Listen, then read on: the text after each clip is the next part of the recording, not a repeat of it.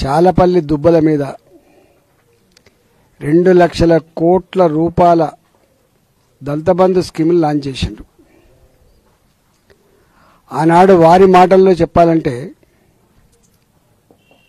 కొంతమంది సంకుచితమైన వ్యక్తులు ఇది అమలైద్దా అని చెప్పి అంటున్నారు.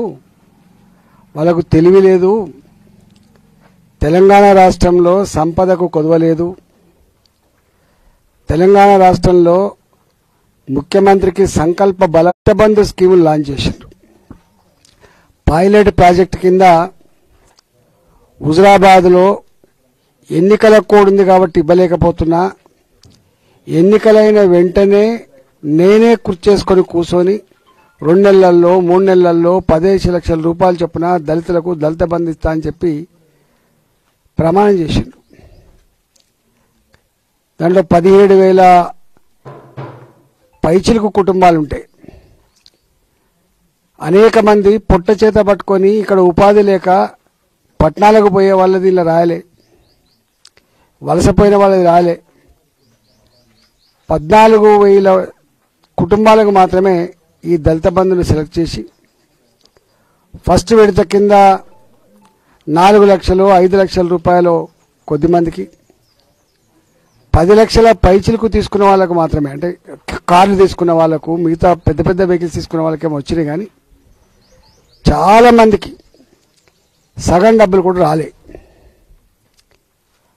ఇంకొక 3,000 3,500 కుటుంబాలు సెలెక్షన్ కాలే.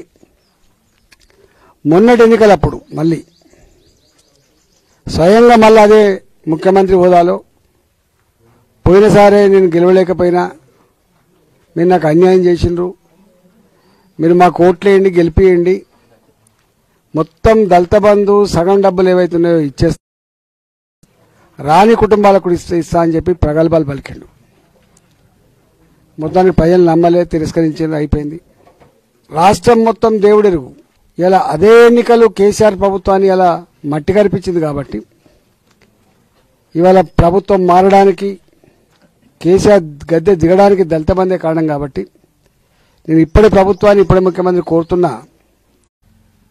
రెండవది,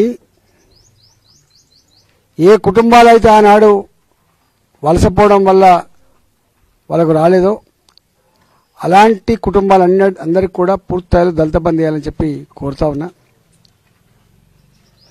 ఉత్తరానికి ఒక కారణం కాబట్టి తక్షణమే ఈ ప్రభుత్వం నేను ఇంతకుముందు కోరినట్టుగా అన్ని కుటుంబాలకు 15 లక్షల రూపాయలు చొప్పున దళిత బంధు తక్షణమే అమలు చేయాలని చెప్పి కోరుతున్నా.